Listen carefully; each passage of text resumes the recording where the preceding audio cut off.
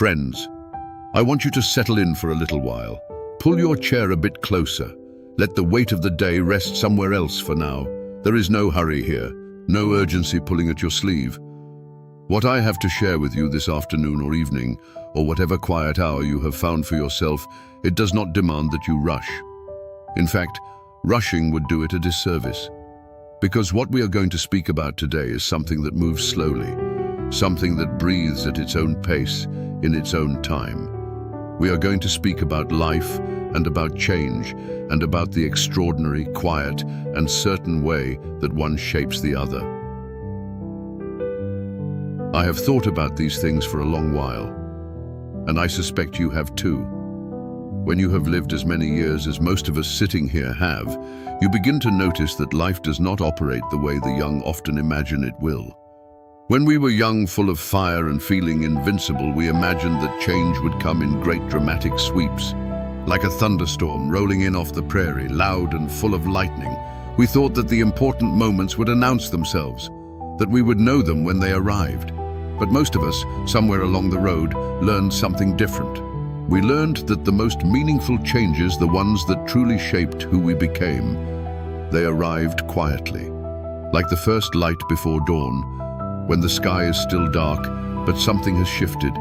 Something in the air itself tells you the night is ending.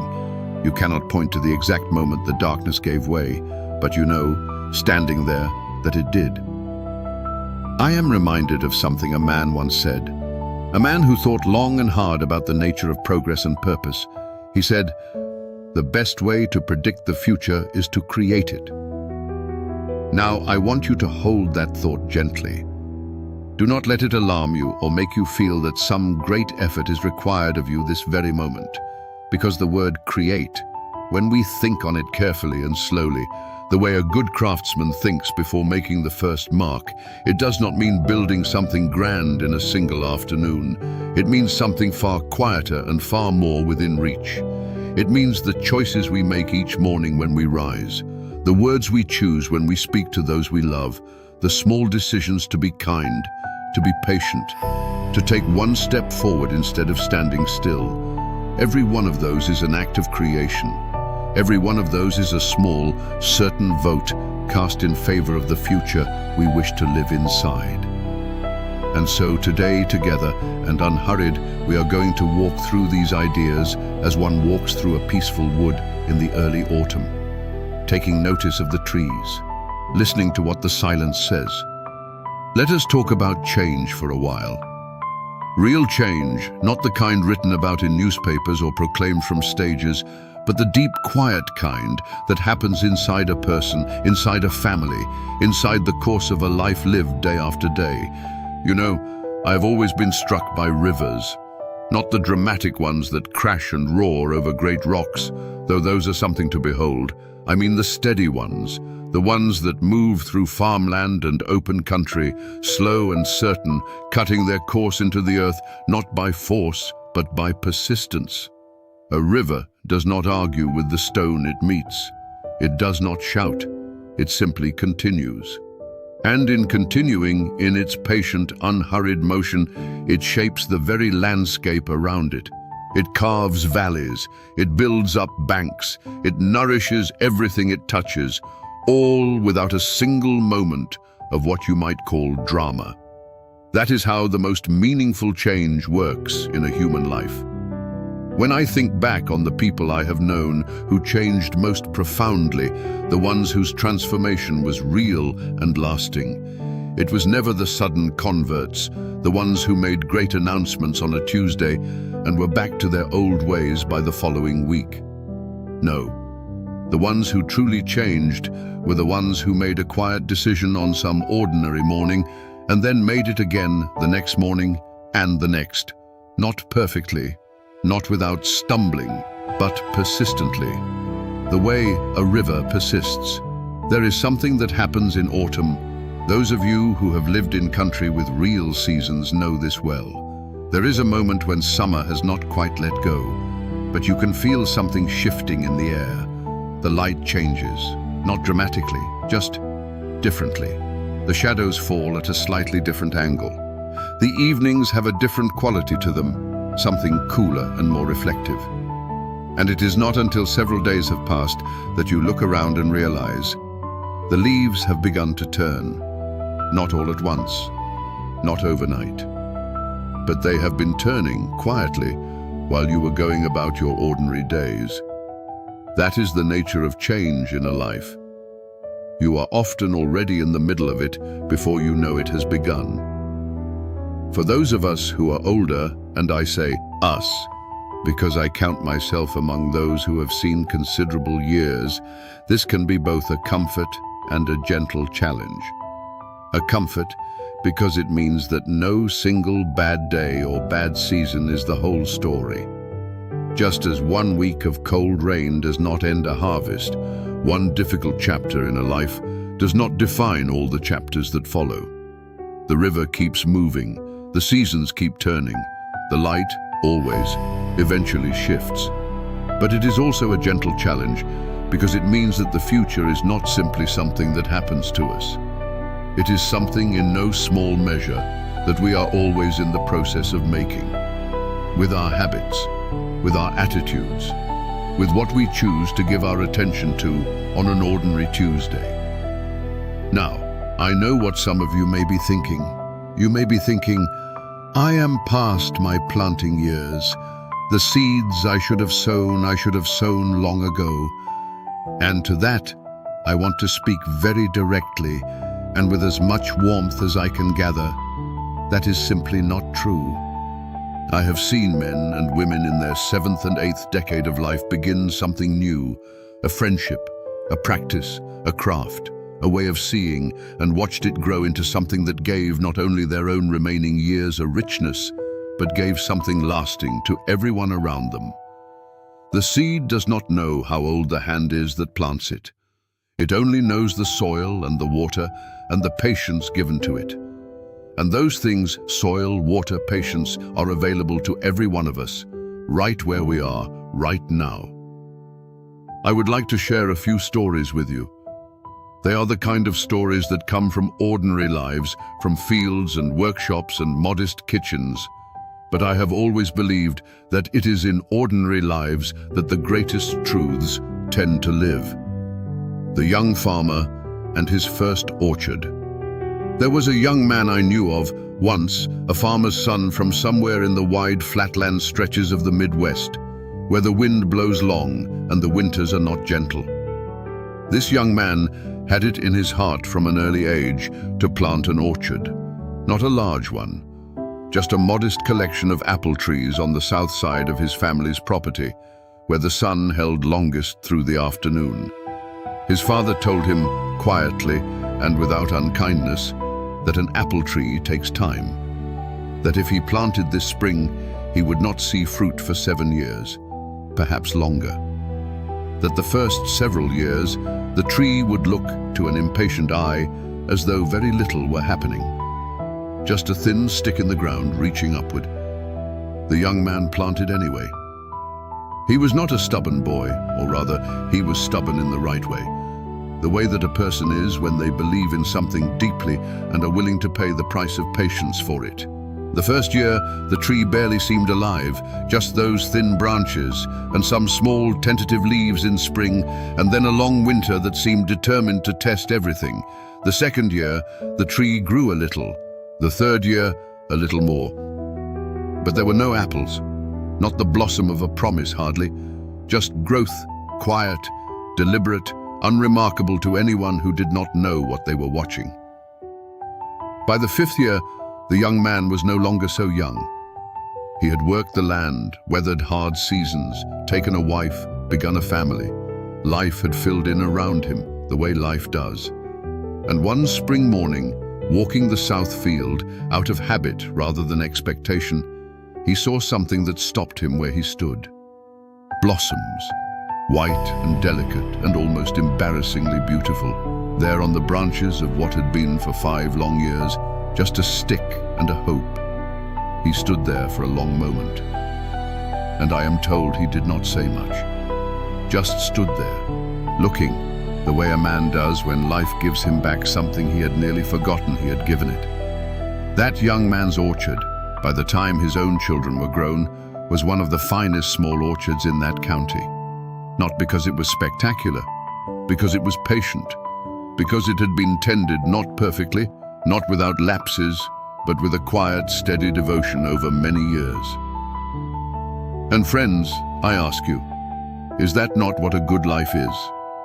Not a single spectacular gesture, but the long and faithful tending of the things we believe are worth growing. The woodworker's table.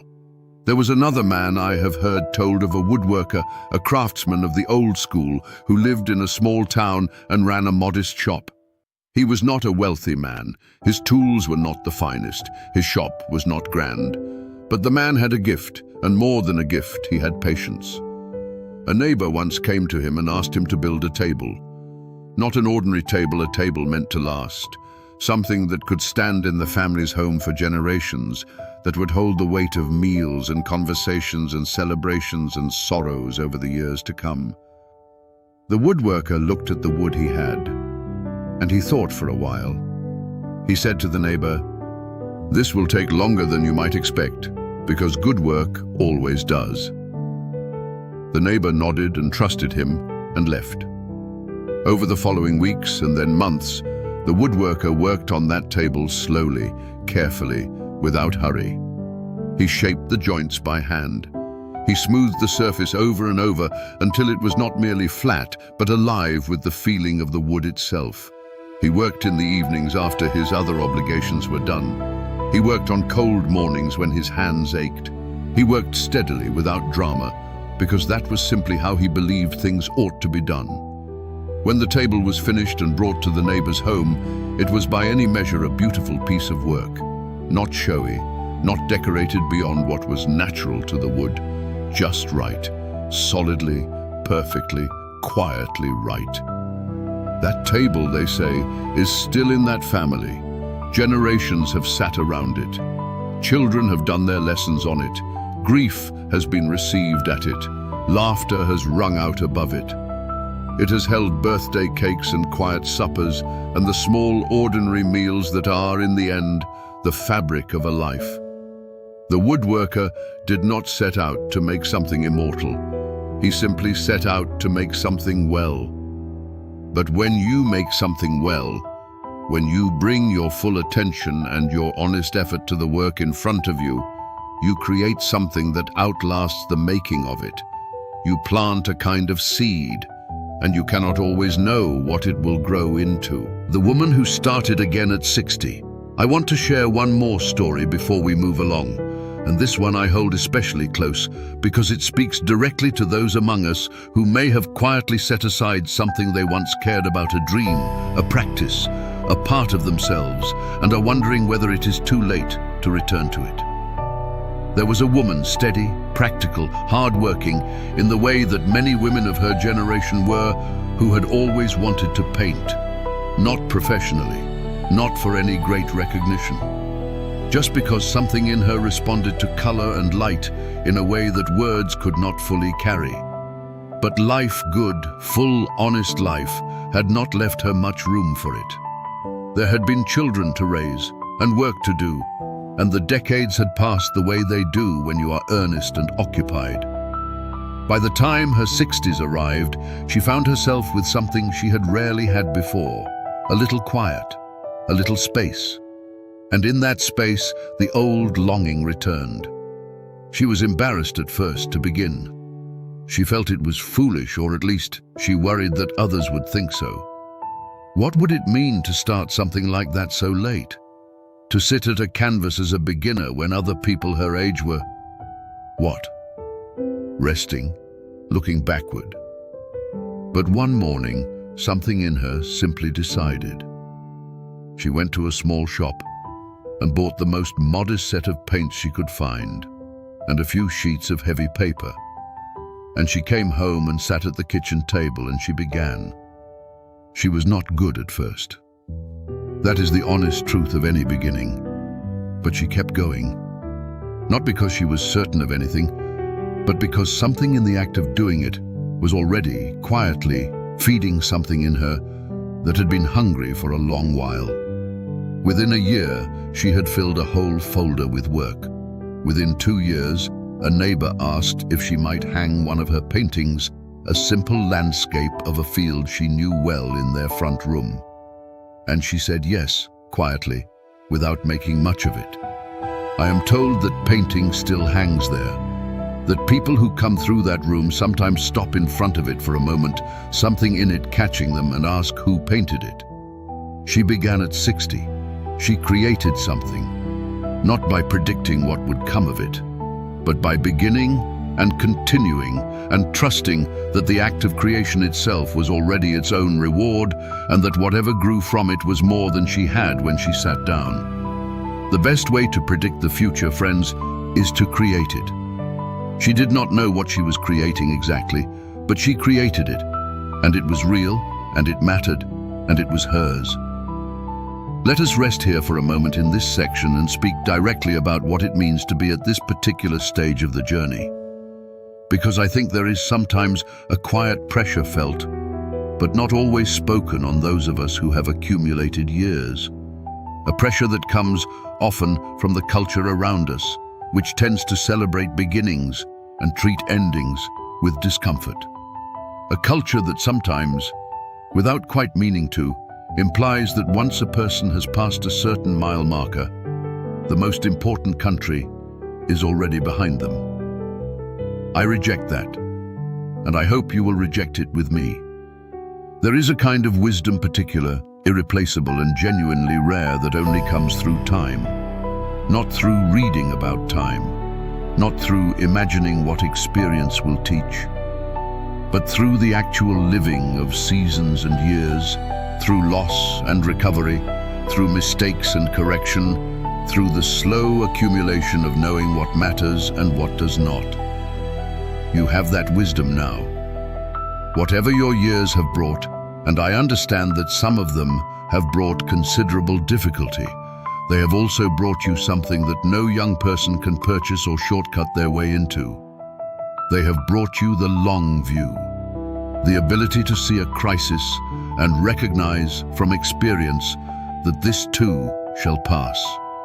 The ability to offer a word of calm in a room full of panic, because you have seen panic before and you have seen it resolve. That is not a small thing, friends. That is an extraordinary thing. And yet, I know, because I have lived inside these years myself, and because I have listened to many who have, that the wisdom of age does not always feel like a gift. Sometimes it feels like weight, the weight of what we know and what we have seen and what we carry, the weight of people we have loved who are no longer here, the weight of choices made long ago that cannot be unmade, only lived with. I want to speak to that weight with care. There is a difference, a crucial difference, between carrying the past and being buried by it. The past is not meant to be erased or forgotten. It is meant to be integrated, understood, placed over time into a perspective that allows us to say, that happened, it shaped me. It cost something real, and I am still here, still moving, still capable of meaning something to those around me.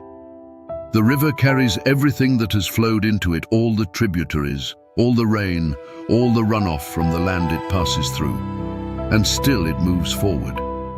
Not because it has left its history behind, but because movement is its nature. Aging, I believe, is not a diminishment, it is a deepening. The tree in its 40th year is not a lesser tree than it was at 10, it is more deeply rooted, more broadly branched, more capable of offering shade, more seasoned against the storms. The person in their 7th decade who has genuinely lived and genuinely reflected on that living is not less than who they were at 30. They are more. Different, yes, certainly different.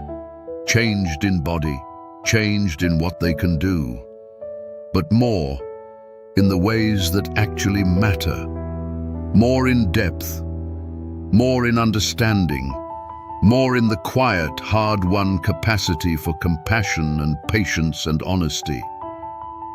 Do not let the world's tendency to celebrate youth persuade you that your years are a subtraction.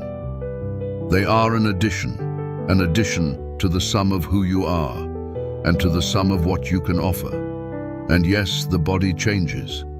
There is no point in pretending otherwise, and I have never had much patience for pretty falsehoods. The body does change. It asks more of us in some ways and gives us more reason to be grateful for what it still does. The mornings may be slower. The distances may be shorter. The recovery from difficulty may take longer. These are real. I do not wave them away. But neither do they determine the life of the spirit. Neither do they determine the capacity for connection, for meaning, for the quiet joy of a conversation that matters, or a moment in the open air that catches you by surprise with its beauty. Those capacities, in my observation, do not diminish the way the body does. They can, in fact, grow if we tend them as deliberately as that young man tended his orchard. Let us return now, more fully, to that thought we introduced at the beginning. The best way to predict the future is to create it. I want to spend some real time here because I think this idea deserves to be looked at from several different angles, the way you turn a good stone over in your hand to understand its shape. There are those who hear something like this and feel a kind of mild alarm. Create the future, they think. At my age, with my circumstances, with the limitations I carry. And I understand that response. It can sound like a demand, a challenge thrown down, something requiring great exertion and ambition. But that is not what this means, not quite. Let me try to explain it in terms that I find more honest and more useful. Every single day of your life, you are already creating. You are creating your experience of the morning by whether you choose to look at it with dread or with modest, open curiosity. You are creating your relationship with those close to you by the words you choose and the attention you give.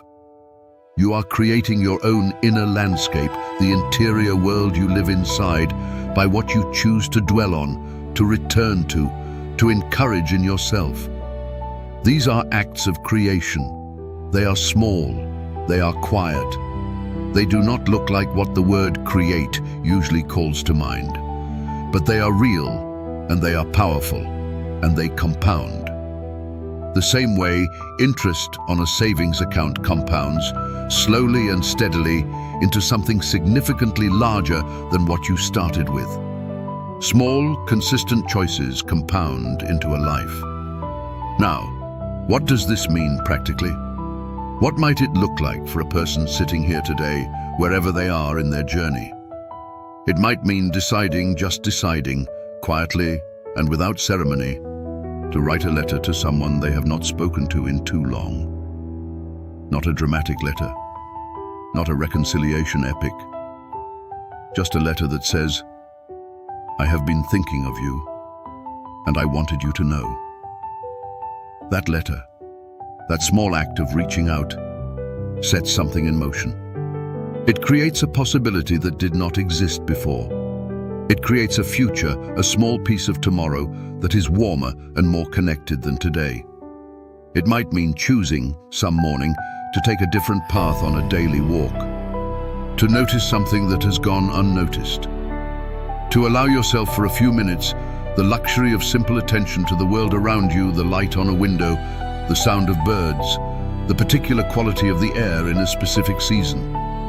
These are not trivial things. Attention, genuine attention, freely given, is one of the most creative acts available to us. Because what we attend to, we bring more fully into existence in our own experience. We enlarge it, we give it weight, and in doing so, we enlarge ourselves. It might mean beginning something. I come back to this because I believe in it. Beginning something, anything however modest. A journal, a correspondence, a garden plot, a practice of morning stillness before the day begins, a new friendship with someone in a different stage of life. Beginning is always available, and beginning, when followed by the quiet persistence of continuing, is the substance of creation. It might mean, and this one is perhaps the least obvious, but I think the most profound, it might mean choosing the story you tell about yourself. Not dishonestly, not in a way that denies the real difficulties or pretends away genuine losses, but in the sense of asking, when I narrate my own life to myself, what do I choose to emphasize? There is always more than one honest story available about a life. There is the story of what went wrong, what was lost, what might have been. That story is real, and it deserves to be told and grieved and released. But there is also the story of what endured, what you built, even imperfectly, what you loved, who was made better by knowing you, what you survived and what surviving taught you. Both stories are true, but one of them, the one you choose to dwell in, shapes the future more than the other. And that choice, friends, is always yours. It is always within reach. No circumstance can take it from you. I want to speak now to something more personal, something that I believe many people carry but rarely speak of directly because we are taught in so many ways to keep it quiet. I want to speak to discouragement, to the tiredness that sometimes settles deep in a person, not just in the body, but in the spirit. The kind of tired that comes not from a hard day, but from a long time of facing things that did not resolve the way you hoped, and carrying on anyway, and finding that the carrying on, while you did it, was very often harder and lonelier than anyone outside you quite understood. If you have felt that kind of tired, and I believe most honest people have at one point or another, and many of us more than once, then I want you to know that it is not weakness. It is the mark of a person who has genuinely tried. You cannot be truly weary of something you never cared about. Discouragement is, in a roundabout way, evidence of how much you have invested. I have known discouragement myself, the kind that settles in on certain winter evenings and tells you quietly but firmly that all your efforts have come to nothing, that the ground you stand on is thinner than you thought, that the people or causes or hopes you have worked for are beyond your ability to reach. It is a convincing voice. It speaks in the particular tone of practicality. It does not shout. It simply reasons. And the reasoning can sound persuasive. But I have also learned slowly, through the kind of experience that does not offer shortcuts, that discouragement, for all its authority, does not have the last word. It never has in any life I have known. Not because things always resolve beautifully, they do not, and I will not tell you they do. But because there is something in a person, something quiet and persistent and surprisingly resilient, that continues. That continuing. That is the thing. Not arriving, not succeeding in any final, declared way. Just continuing, getting up the next morning and facing the day with some measure of honesty and some measure of care. That is the great quiet heroism of most lives, and it deserves far more recognition than it typically receives. I want to speak, too, about regret. Because at this stage of life, many of us carry some. Some regrets are old and familiar, like stones we have been carrying so long they have worn smooth in the carrying. Others are sharper choices made in haste or fear or youth, when we did not yet know what we know now. Regret is a natural part of having lived. I do not believe it is possible to live a genuine, engaged life without accumulating some. The person who has no regrets either has not tried very much or is not looking very honestly at themselves. But, and here is what I want to say with care, regret need not be a permanent address. You can visit it. You can sit with it. You can let it teach you what it has to teach. But you do not have to live there.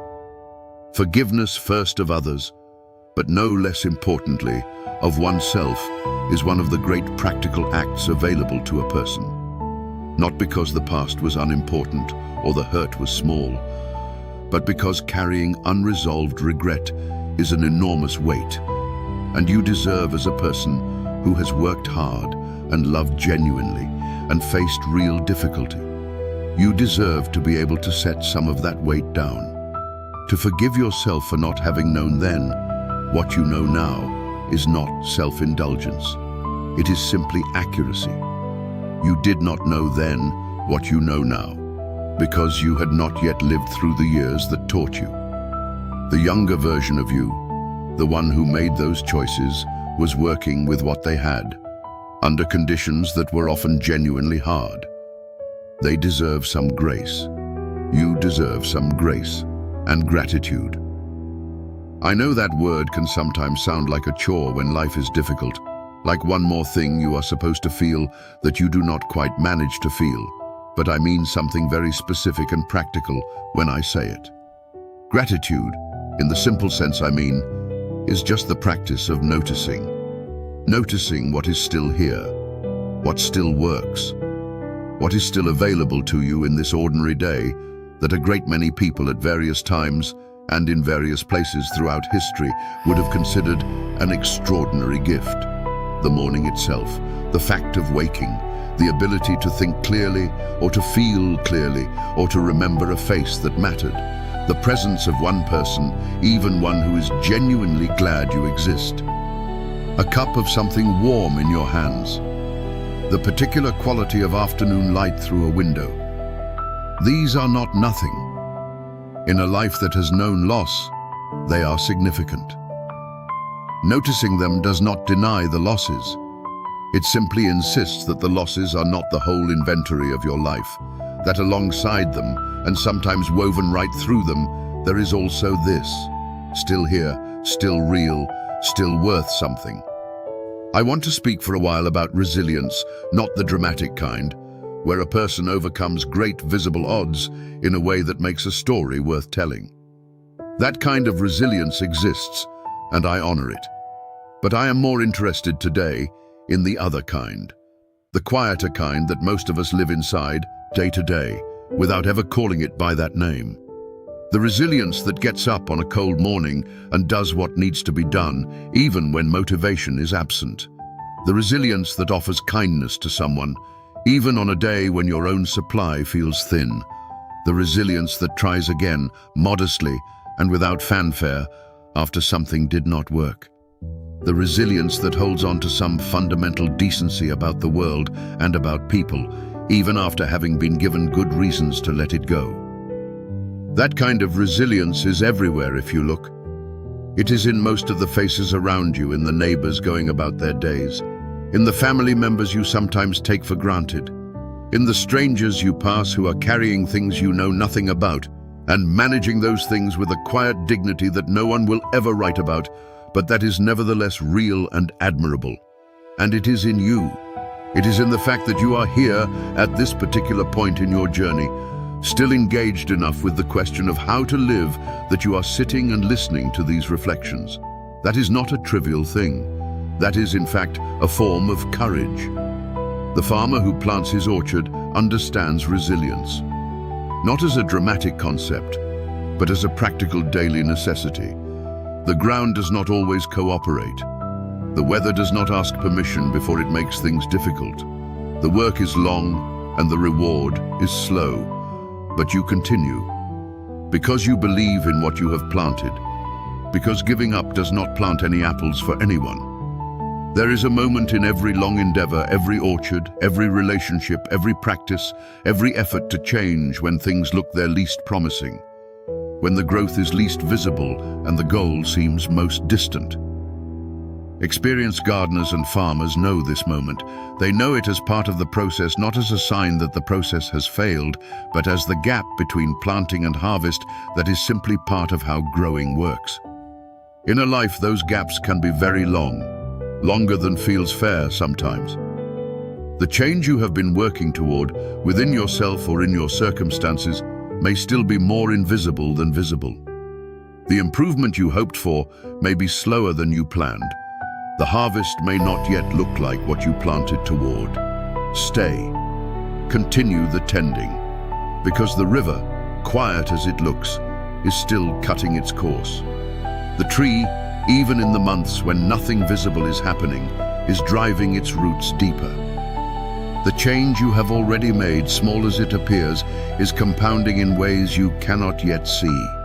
Friends, we have covered a good deal of ground together, and I am grateful for your company along the way. I want to bring us home slowly, the way the best journeys end, not with a sudden stop, but with a gradual easing into stillness, with the satisfaction of having traveled somewhere real. Life is a slow but certain journey of change.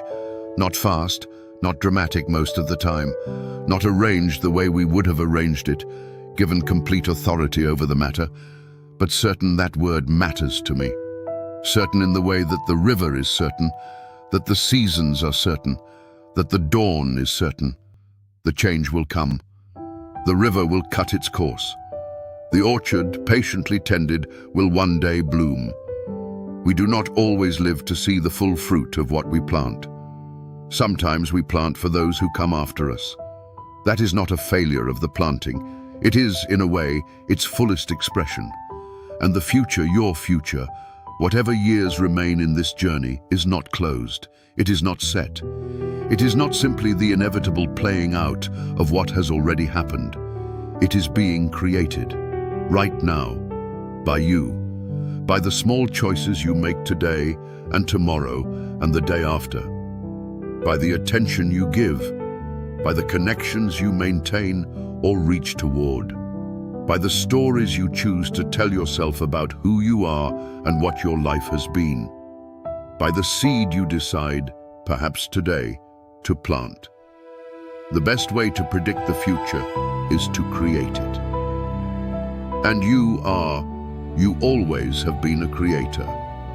Whatever else life has made of you, whatever it has taken and whatever it has given, it has not taken that. The capacity to choose, the capacity to act, the capacity to begin or to continue, or to reach towards someone, or to set something down that was too heavy, or to say something honest and needed. These are always there. As long as you are here, they are there.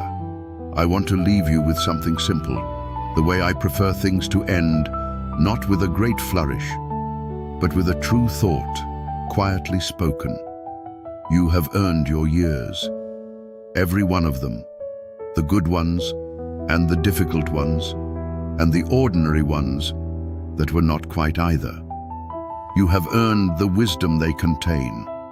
You have earned the right to move forward at your own pace, in your own way, with the full dignity of a person who has shown up day after day and kept going. That is not a small thing. That is, in my view, the whole of it. That is what a life is, honestly and simply. The keeping going, the river continuing, the orchard quietly growing toward its season of bloom. So walk forward, not with urgency, not with the feeling that you must accomplish something large before the light changes, but with the steady, warm knowledge that each step you take in the direction of what you love and what you believe in and what you hope for, each one of those steps is creating something. Creating a little more of the future you wish to live in. Creating a little more warmth in the world around you. Creating one quiet, faithful, ordinary day at a time, a life that matters. The journey is slow, but it is certain, and there is road yet ahead, and every step along that road, taken with an open heart and a willing spirit, is its own kind of arrival.